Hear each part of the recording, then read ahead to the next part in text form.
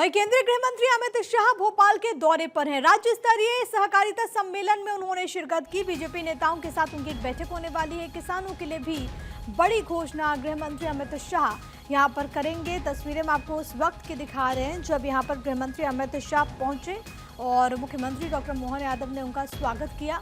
और अब जो जानकारी है वो ये कि दरअसल राज्य स्तरीय सहकारिता सम्मेलन का आयोजन हुआ जिसमें केंद्रीय गृह एवं सहकारिता मंत्री अमित शाह ने हिस्सा लिया। और खास तौर पर कोऑपरेटिव्स को लेकर के आपको मालूम है कि लगातार कदम उठाए जाते हैं और इसी दिशा में ये दौरा बेहद ज़्यादा अहम। ये तस्वीर आपको लगातार दिखा रहे हैं। नरोत्तम मिश्रा, विश्वास सारंग, कई बड़े चेहरे यहाँ पर मौजूद रहे। कृष्णा गौर की तस्वीरें भी आप देख रहे हैं। मेरे साथ मेरे सहयोगी अजहर कुरैशी इस वक्त तमाम जानकारी के साथ जुड़ गए हैं। अजहर, क्या ताज़ा अपडेट्स है? और ये भी बताते चलिए गृह मंत्री अमित शाह का ये पूरा कार्यक्रम भोपाल का और क्या कुछ आगे रहने वाला है? बिल्कुल, केंद्रीय गृह और सहकारिता मंत्री अमित शाह इसी कार्यक्रम के लिए आए हैं। मध्य प्रदेश का ये राज्य स्तरीय सहकारिता कार्यक्रम है तो ये दुग्ध उत्पादन के क्षेत्र में एक बड़ा मील का पत्थर साबित होने वाला है। आज नेशनल डेयरी विकास बोर्ड और मध्य प्रदेश सरकार के बीच एक अनुबंध हुआ है जिससे मध्य प्रदेश में दुग्ध उत्पादन को बढ़ाया जाएगा और गाँव तक की जो गाँव में जो पंचायत स्तर पर सहकारी डेयरी मिल्क दूध की समितियाँ बनाई जाने वाली हैं जिससे मध्य प्रदेश में जो दूध का उत्पादन है उसको लगातार काफ़ी ज़्यादा बढ़ाए जाने के लिए सरकार प्रयासरत है। और सहकारिता के माध्यम से, चूँकि ये अंतर्राष्ट्रीय वर्ष मनाया जा रहा है सहकारिता का, तो सहकारिता के द्वारा दुग्ध उत्पादन और पशुपालन उत्पादन को काफ़ी लंबे उसमें बढ़ाए जाने की कवायद यहाँ पे 6 MOU हुए हैं मध्य प्रदेश सरकार के नेशनल डेयरी विकास बोर्ड के बीच में। अभी तक मध्य प्रदेश में जो दूध का उत्पादन है ये लगभग 10 लाख लीटर पर डे का है, जिसे बढ़ाकर 20 लाख लीटर पर डे अगले 5 साल में करने के लिए मध्य प्रदेश सरकार प्रयासरत है। और अभी मध्य प्रदेश में 6000 सहकारी समितियों के माध्यम से इस दूध उत्पादन को एकत्र किया जा रहा है, जिसके बाद इसका लक्ष्य अगले 5 साल में 9000 सहकारी समितियों के माध्यम से दूध उत्पादन को बढ़ाकर उनका कलेक्शन शहरों तक लाने के लिए और संयंत्र जो हैं उनको भी बढ़ाए जाने के लिए ये प्रयास किया जा रहा है। और आज ये MOU साइन हुआ है। अभी कार्यक्रम चल रहा है और मध्य प्रदेश के मुख्यमंत्री डॉक्टर मोहन यादव और केंद्रीय सहकारिता मंत्री अमित शाह के साथ भाजपा के प्रदेश अध्यक्ष वीडी शर्मा और अन्य मंत्रीगण मौजूद हैं और अभी कार्यक्रम जारी है। असल क्योंकि इस बात की भी जानकारी है कि बीजेपी नेताओं के साथ भी एक बैठक होने वाली है अमित शाह की। इस बैठक के क्या मायने, क्या राजनीतिक तौर पर इसकी महत्ता हो जाती है? ये इस कार्यक्रम से पहले जो केंद्रीय मंत्री अमित शाह हैं उनका मुख्यमंत्री निवास में लंच आयोजित किया गया था और वहाँ पर मध्य प्रदेश सरकार के कैबिनेट मंत्री भी उसमें शामिल हुए थे और वहाँ भी अनौपचारिक रूप से इस मध्य प्रदेश में सहकारिता के माध्यम से लगातार दुग्ध उत्पादन और पशुपालन उत्पादन को बढ़ाए जाने को लेकर अनऑफिशियल चर्चा हुई और मध्य प्रदेश की जो सहकारी समितियाँ हैं उसको मजबूत बनाने के लिए चर्चा हुई है। और ये चूँकि अंतर्राष्ट्रीय सहकारिता वर्ष है तो इसमें केंद्र सरकार का ये योजना है कि मध्य प्रदेश को दूध उत्पादन और पशुपालन उत्पादन में, क्योंकि मध्य प्रदेश की जो सरकार है पशुपालन उत्पादन और दुग्ध उत्पादन में लगातार अच्छा काम कर रही है। यहाँ पे गौशालाओं को भी उन्नत किया गया है और यहाँ पे पशुपालन के क्षेत्र में भी काफ़ी सारी योजनाएं हैं। तो पशुपालन के द्वारा सहकारिता और गांव-गांव तक पहुंचाने के लिए सहकारिता के माध्यम से और बेरोजगारी दूर करने के लिए भी काफ़ी रोजगार सृजन किए जा रहे हैं। इस पर भी चर्चा हुई। बिल्कुल, और ख़ास तौर पर अजहर हम देखते हैं कि लगातार सहकारिता को लेकर के किस तरीके से, चाहे वो केंद्र सरकार हो चाहे वो प्रदेश सरकार हो, वो लगातार कदम बढ़ा रही है। इससे आने वाले वक्त में कितना फ़ायदा पहुंचेगा वहाँ के तमाम लोगों को? आज जो MOU साइन हुए हैं केंद्रीय नेशनल डेयरी विकास बोर्ड और मध्य प्रदेश सरकार के बीच में, तो इसमें 6 MOU साइन हुए हैं। इसके माध्यम से एक मिनट आपको रोक रही हूँ अजहर, लौट रही हूँ, लेकिन मुख्यमंत्री मोहन यादव क्या कुछ कह रहे हैं वो अपने दर्शकों को एक बार सुनवा देते हैं। हम सब यशस्वी गृह मंत्री जी ने पर्याप्त समय भी दिया है और जैसा कि हमने कहा कि कल अम्बेडकर जी की जयंती है और उसकी पूर्व दिवस पर आज वो हमारे बीच पधारे हैं, तो सर्वहारा वर्ग के लिए जिस प्रकार से आप ध्यान दे रहे हैं वाकई ये भूतो न भविष्यति, वर्तमान की सरकार जो काम कर रही है, छोटे छोटे काम, ऐसे काम जिन कामों को लेकर के दूरगामी दृष्टि से बहुत अलग प्रकार का लाभ मिलेगा। मैं अपनी ओर से दोनों विभाग को बधाई देना चाहूंगा। और कितने प्रकार की यहाँ योजनाओं का लाभ मिला। अब सहकारिता से पेट्रोल पंप चलेगा, ये भी हम यही देख रहे हैं। जोरदार अभिनंदन करो, अभी पेट्रोल पंप वाला मिला। दवाई की दुकान वो सहकारिता संघ से चलेगी, सहकारी समिति से चलेगी। ये जो एक के बाद एक जितना दायरा खुल रहा है, फैक्ट्रियों के लिए भी जब अब जीआईएस हुई थी तो फैक्ट्री चलाने के लिए भी सहकारिता को जोड़ा है। ये बहुउद्देशीय वाकई बहुत बड़ा क्षेत्र है। मेरी अपनी ओर से पुनः आज के इस अवसर पर इस कार्यक्रम के लिए समय देने के लिए माननीय गृह मंत्री जी भोपाल की धरती पे पधारे। दिल खोलकर आपका स्वागत है और आपका आशीर्वाद इसी प्रकार से हमको मिलता रहेगा। बहुत बहुत धन्यवाद।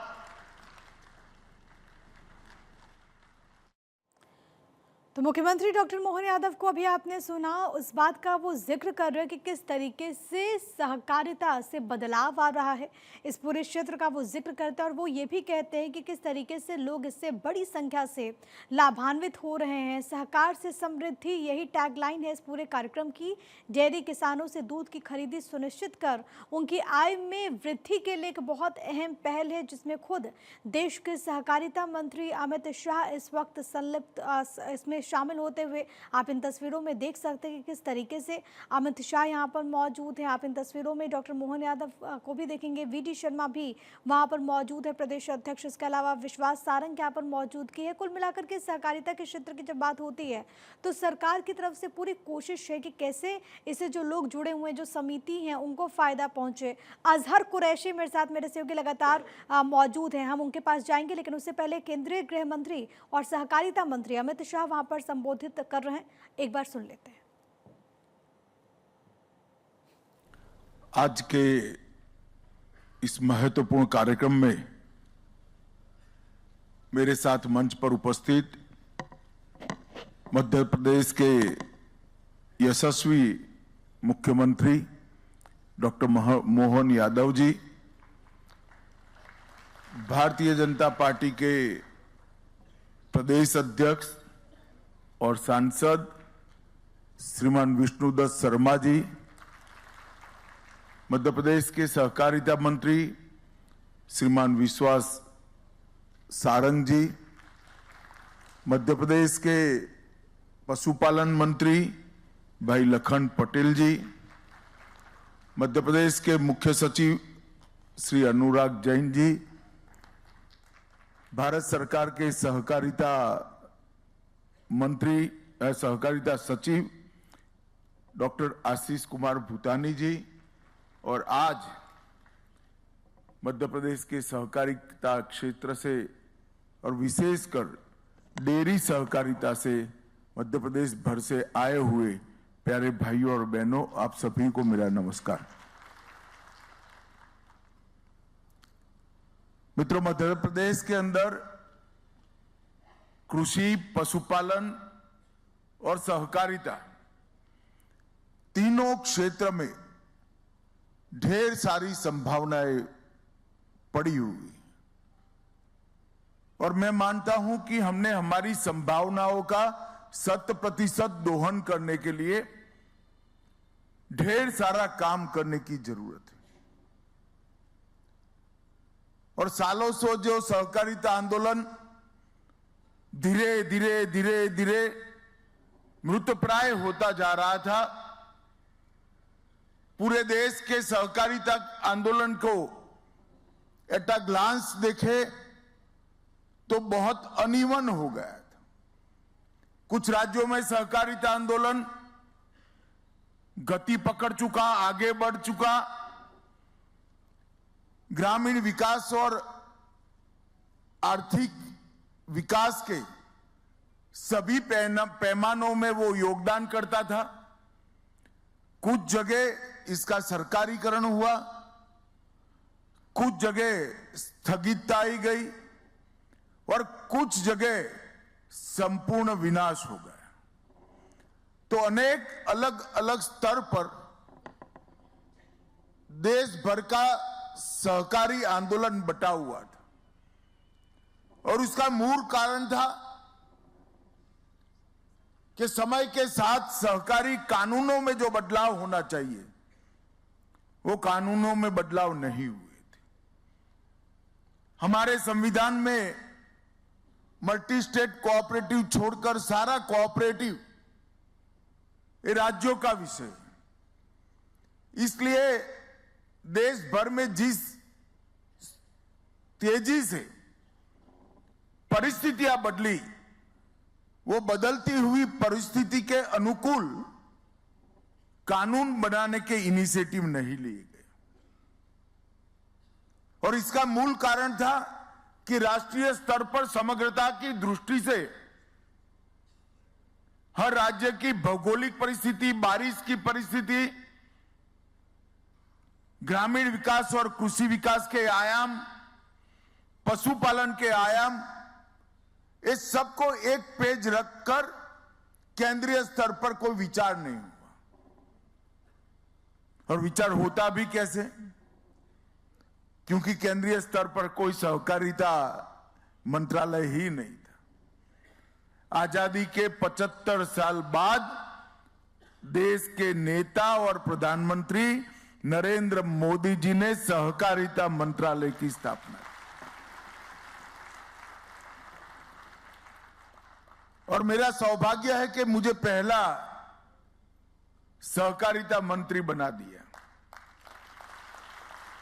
मोहन जी कह रहे उनको थोड़ा आश्चर्य हुआ था। मोहन जी, आश्चर्य तो मुझे भी हुआ था।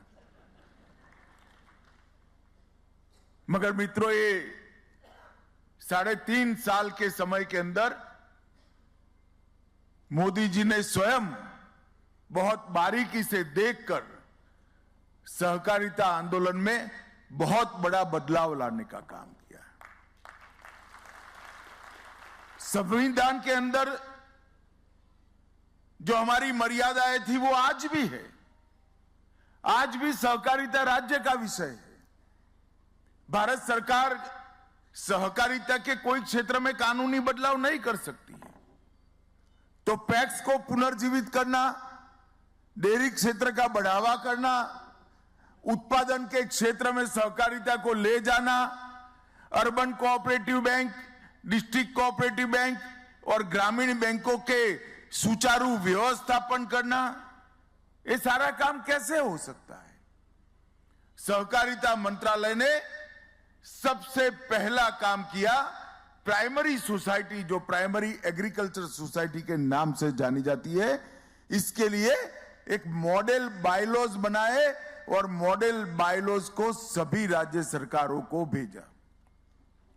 बहुत सारे पत्रकार अटकलें लगा रहे थे कि मॉडल बायलॉज राजनीति की भेंट चढ़ जाएगा। कई सारे राज्य भारतीय जनता पार्टी शासित राज्य है नहीं, एनडीए शासित राज्य है नहीं,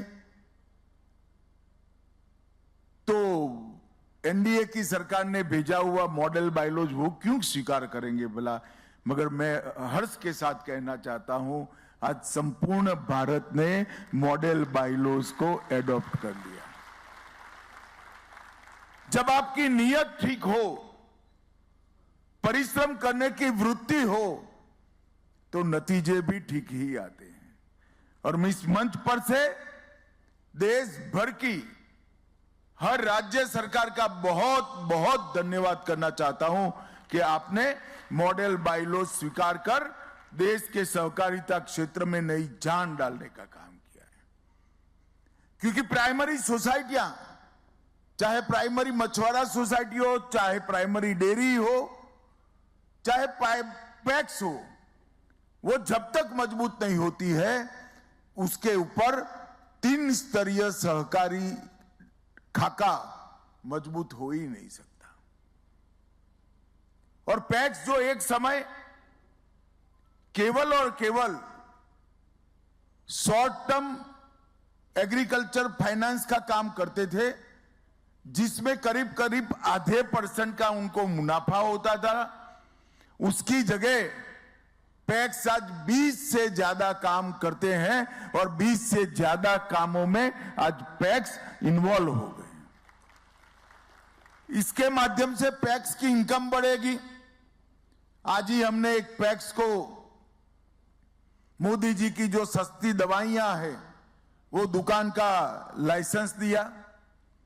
पैक्स जल वितरण का काम भी करेंगे, पैक्स सीएससी का भी काम करेंगे। 300 से ज्यादा सरकारी योजनाएं पैक्स के कंप्यूटर पर आज लोगों के लिए उपलब्ध है।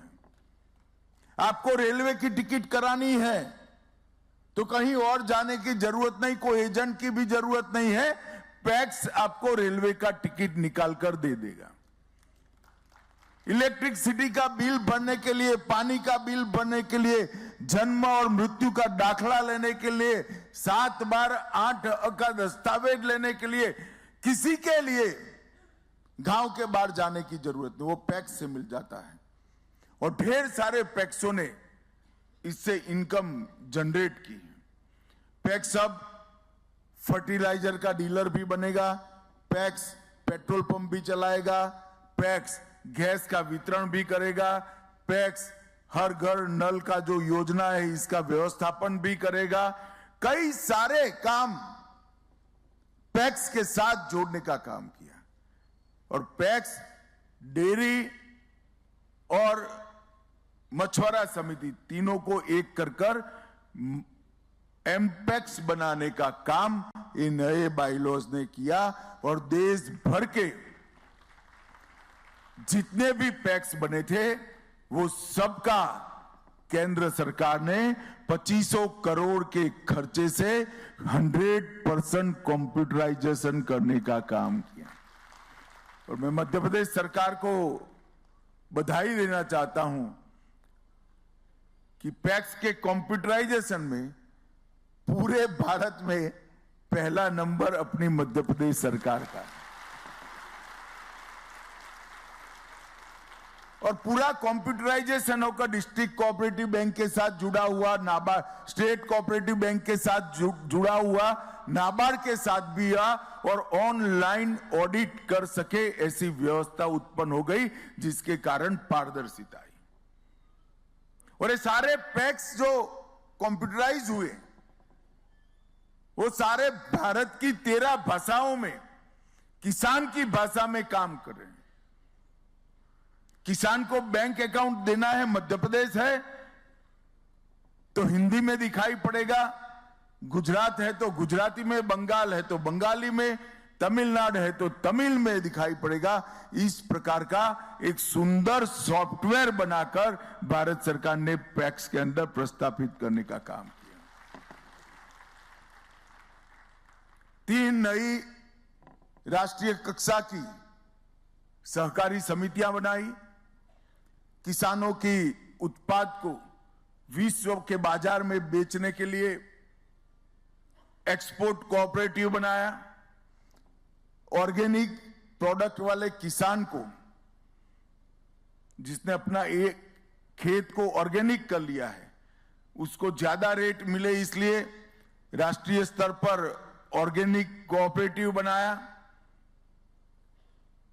और ये दोनों इनिशिएटिव से ढेर सारा आने वाले दिनों में, मेरी बात याद रखना, 20 साल के बाद ये अमूल और अन्य संस्थाओं से भी बड़े संस्थान बनने जा रहे हैं, मेरी बात याद रखना। इसके साथ एक बीज के लिए कोऑपरेटिव बनाकर, अभी बीज की खेती बड़े किसान ही कर सकते हैं क्योंकि प्राइवेट कंपनियां बीज का प्लॉट देती है तो 4 हेक्टेयर मिनिमम रिक्वायरमेंट रखी है, परंतु हमने 2.5 एकड़ की जोत वाले किसान को भी बीज की खेती के लिए, बीज की कोऑपरेटिव के लिए मौका देने की शुरुआत की। और भारत के जितने भी मीठे बीज हैं, नॉन हाइब्रिड बीज हैं, इसका संरक्षण और संवर्धन ये हमारी बीज कोऑपरेटिव कर रही है। मित्रों, ये तीनों कोऑपरेटिव के माध्यम से किसान को अपनी उपज का उचित दाम भी मिलेगा, विश्व के बाजार में किसान को जाने के लिए एक प्लेटफॉर्म मिलेगा